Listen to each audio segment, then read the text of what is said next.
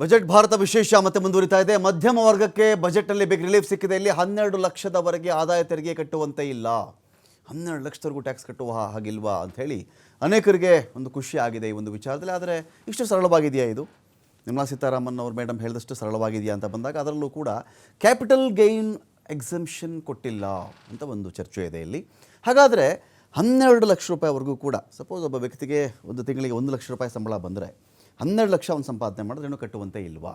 ಇದಲ್ಲದೆ ಬೇರೆ ಮೂಲಗಳಿಂದ ಅವನಿಗೆ ಆದಾಯ ಬಂದಾಗ ಅದು ಕಟ್ಟಬೇಕಾಗತ್ತಾ? ಈ ಒಂದು ವಿಚಾರ ಇದೆ. ತಜ್ಞರನ್ನು ನಾನು ಮಾತನಾಡ್ತೀನಿ ಕೂಡ. ಆದಾಯ ತೆರಿಗೆ ಪಾವತಿದಾರರಿಗೆ ಒಂದು ಹಂತಕ್ಕಂತೂ 3 ಲಕ್ಷದವರೆಗೂ ಇತ್ತು, 4 ಲಕ್ಷದವರೆಗೂ ಅದು ಇನ್ಕ್ರೀಸ್ ಆಗಿದೆ.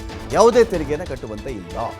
4 ಲಕ್ಷದಿಂದ ನಿಮಗೆ 4 ಲಕ್ಷದವರೆಗೂ ನಿಮಗೆ ಆದಾಯ ಬಂದಾಗ ಅದಕ್ಕೆ ಯಾರೂ ತೆರಿಗೆ ಕಟ್ಟಬೇಡಿ ಇಂದ. 4 ಲಕ್ಷದಿಂದ 8 ಲಕ್ಷ ರೀಚ್ ಆಯಿತು ನಿಮ್ಮ ಆದಾಯ, ಆಗ ನೀವು 5% ಕಟ್ಟಬೇಕು ಅಂತ. ಇದೇನ್ರಿ 12 ಲಕ್ಷದವರೆಗೂ ತೆರಿಗೆ ಇಲ್ಲ ಅಂತ ಹೇಳ್ತೀರಿ? ಇದ್ಯಾವುದಿದು? 4 ಲಕ್ಷದಿಂದ ಮತ್ತೆ ಇದು 8 ಲಕ್ಷ ಬಂದ ತಕ್ಷಣ ಇದ್ಯಾವುದು 5% ಅಂತ ಸಹಜವಾಗಿ ಪ್ರಶ್ನೆ ಬರುತ್ತೆ. 12 ಲಕ್ಷದವರೆಗೂ ಇಲ್ಲ ಅಂದಮೇಲೆ ಇಲ್ಲ, ಇದ್ಯಾವುದಿದು? 4 ಲಕ್ಷದಿಂದ 8, 8ರಿಂದ 12, 12ರಿಂದ 16, 16ರಿಂದ 20, 20ರಿಂದ 24 ಅಂತ ಯಾವ ಕಥೆ ಇದು? 8 ಲಕ್ಷದಿಂದ 12 ಲಕ್ಷ ರೂಪಾಯಿಗಳವರೆಗೂ ಕೂಡ 10% ತೆರಿಗೆ ಇರುತ್ತೆ. 12 ಲಕ್ಷ ಆದಮೇಲೆ 16 ಲಕ್ಷದವರೆಗೂ ಕೂಡ 15% ತೆರಿಗೆ ಕಟ್ಟಬೇಕಾಗತ್ತೆ. ಹೊಸ ಟ್ಯಾಕ್ಸ್ ಲೆಕ್ಕಾಚಾರ ಇಷ್ಟನೇ. ಇಲ್ಲಿ 4 ಲಕ್ಷದ ರೂಪಾಯಿಗಳವರೆಗೂ ನಿಮ್ಮ ಆದಾಯವನ್ನು ಗಳಿಸಿಕೊಂಡರೆ ಆಗ ನೀವು ತೆರಿಗೆ ಕಟ್ಟಬೇಡಿ. 4ರಿಂದ 8 ಲಕ್ಷಕ್ಕೆ 5%, 8ರಿಂದ 11 ಲಕ್ಷಕ್ಕೆ 10%, 12ರಿಂದ 15 ಲಕ್ಷಕ್ಕೆ 15%, 15ರಿಂದ 20ಕ್ಕೆ 20%, 20ರಿಂದ 24ಕ್ಕೆ 25%, 24 ಲಕ್ಷಕ್ಕೆ ಮೇಲೆ ಪಟ್ಟುಬಿಟ್ರೆ ನಿಮ್ಮ ಒಂದು ಆದಾಯ, ಆವಾಗ ನೀವು 30% ಟ್ಯಾಕ್ಸ್ ಕಟ್ಟಿ ಅಂತ. ಕೃಷಿ ಕ್ಷೇತ್ರಕ್ಕೂ ಕೂಡ ಈ ಒಂದು ವಿಚಾರದಲ್ಲಿ ಬಹಳ ಕೊಡುಗೆ ಇದೆ ಅಂತ ಹೇಳಲಾಗ್ತಾ ಇದೆ. ಈ ಬಜೆಟನ್ನು ಇದೀಗ ಇದೇ ವಿಚಾರಕ್ಕೆ ಸಂಬಂಧಪಟ್ಟಂತೆ ಮಾತಾಡಲಿಕ್ಕೆ ನಮ್ಮೊಂದಿಗೆ ಪ್ರಕಾಶ್ DR ಅವರಿದ್ದಾರೆ, ಆರ್ಥಿಕ ತಜ್ಞರು. ಅವ್ರನ್ನ ವೆಲ್ಕಮ್ ಮಾಡ್ಕೊಳ್ತಾ ಇದ್ದೀನಿ. ಸ್ವಾಗತ ನಿಮಗೆ ಪ್ರಕಾಶ್ DR ಅವರೇ ಈ ಒಂದು ಚರ್ಚೆಗೆ. ನಮಗೆ ಕುರುಬೂರು ಶಾಂತಕುಮಾರ್ ಅವರಿದ್ದಾರೆ, ಈ ಒಂದು ವಿಚಾರದಲ್ಲಿ ರೈತ ಮುಖಂಡರಿದ್ದಾರೆ, ಕಬ್ಬು ಬೆಳೆಗಾರರ ಸಂಘದ ಅಧ್ಯಕ್ಷರು ಕೂಡ ಇದ್ದಾರೆ. ಸ್ವಾಗತ ನಿಮಗೂ ಕುರುಬೂರು ಶಾಂತಕುಮಾರ್ ಅವರೇ. ನಾನು ಮೊದಲಿಗೆ ಪ್ರಕಾಶ್ ಅವ್ರನ್ನ ಮಾತನಾಡಿಸ್ಬಿಡ್ತೀನಿ. ಪ್ರಕಾಶ್ ಅವರೇ, 12 ಲಕ್ಷದವರೆಗೂ ತೆರಿಗೆ ಇಲ್ಲ ಅಂತ ಒಂದು ಹೇಳಿದ ತಕ್ಷಣ ಜನಗಳಿಗೆ ಸಹಜ ಖುಷಿ ಆಗುತ್ತೆ, ಆಗಬೇಕು, ಬಹು ನಿರೀಕ್ಷಿತ. ಒಂದು ಕಡೆ ಡೊನಾಲ್ಡ್ ಟ್ರಂಪಲ್ಲಿ ಅಮೆರಿಕಾದಲ್ಲಿ ಆದಾಯ ತೆರಿಗೆನೇ ಕಿತ್ತು ಹಾಕಬೇಕು ಅಂತ ಇದ್ದಾರೆ ಅವರು. ಇನ್ಕಮ್ ಟ್ಯಾಕ್ಸನ್ನೇ ತೆಗೆದುಬಿಡಬೇಕು ಅಂತ ಅಲ್ಲೊಂದು ಕಡೆ ಥರ ಜನಪ್ರಿಯ ಘೋಷಣೆ ಆಗ್ತವವು. ಇಲ್ಲಿ ನೋಡಿದ್ರೆ ಈಗ 12 ಲಕ್ಷದವರೆಗೂ ತೆರಿಗೆ ಇಲ್ಲ ಅಂತ ಹೇಳಿದಾಗ ಸಹಜವಾಗಿ ಜನ ಕೇಳ್ತಾರೆ, ಈ 4 ಲಕ್ಷದಿಂದ 8 ಲಕ್ಷಕ್ಕೆ ಬಂದ ತಕ್ಷಣ 5% ಅಂತ ಇದ್ದೀರಿ ನೀವು, ಇದು ಯಾವ ಥರ ಇದು? 8ರಿಂದ 12ಕ್ಕೆ 10% ಅಂತೀರಾ, 12ರಿಂದ 16ಕ್ಕೆ ಈ ಥರದ್ದು ಬರ್ತಾ ಇದೆಯಲ್ಲ. 12 ಲಕ್ಷದವರೆಗೂ ತೆರಿಗೆ ವಿನಾಯಿತಿ ಅಂತ ಹೇಳಿದ್ರೆ ಒಬ್ಬ ಸಂಬಳ ಪಡೆಯುವಂಥ ಮನುಷ್ಯ 12 ಲಕ್ಷ ವೇತನ ತೊಗೊಂಡಿದ್ದೀನಿ ನಾನು 1 ವರ್ಷಕ್ಕೆ ಅಂತ ಬಂದರೆ ಅವನು ಟ್ಯಾಕ್ಸ್ ಕಟ್ಟೋ ಹಾಗಿಲ್ವಾ ಇವಾಗ? ನನ್ನ ಸರಳ ಪ್ರಶ್ನೆ ಇದು.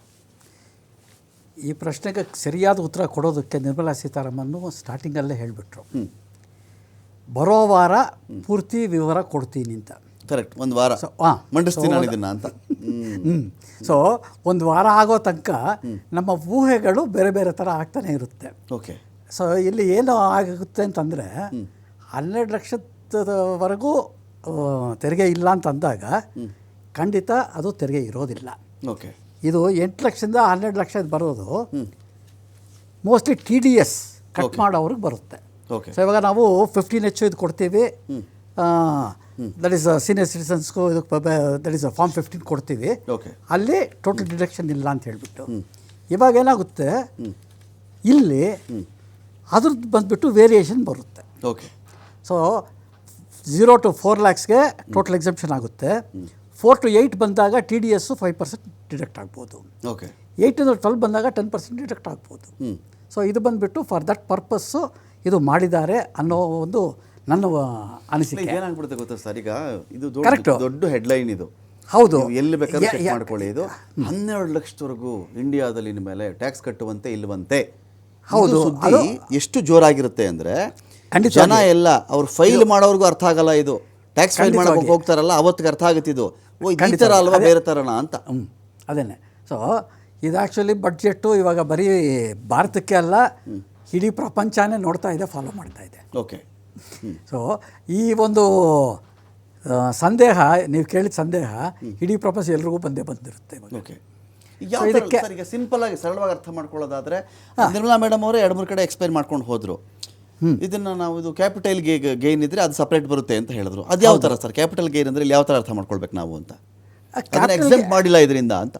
ಹೌದು ಹ್ಮ್ ಅದು ಮಾಡಿದ್ರೆ ಅನುಕೂಲ ಆಗ್ತಿತ್ತು ಅಂತ ಕೆಲವರು ಹೇಳ್ತಾ ಇದ್ದಾರೆ. ಖಂಡಿತವಾಗಿ ಅದು ಮಾಡಬೇಕಾಗಿತ್ತು. ಯಾಕಂದರೆ ಕ್ಯಾಪಿಟಲ್ ಗೇನ್ ಅಂದ್ರೆ ಏನು, ಇದು ಯಾವ ಥರ? ಕ್ಯಾಪಿಟಲ್ ಗೇನ್ ಬಂದ್ಬಿಟ್ಟು ಹೋದ್ಸಲಿ ಮಾಡಿದ್ದೇ ಸರಿ ಇಲ್ಲ, ಅದರಲ್ಲಿ ತೆರಿಗೆ ಜಾಸ್ತಿ ಬರುತ್ತೆ, ಜನಕ್ಕೆ ಭಾಳ ತೊಂದರೆ ಆಗ್ತಾ ಇದೆ ಅಂತ ಹೇಳ್ಬಿಟ್ಟು ಜನ ಎಲ್ಲ ಅದಕ್ಕೆ ವಿರುದ್ಧ ತೋರಿಸಿದ್ದಾರೆ.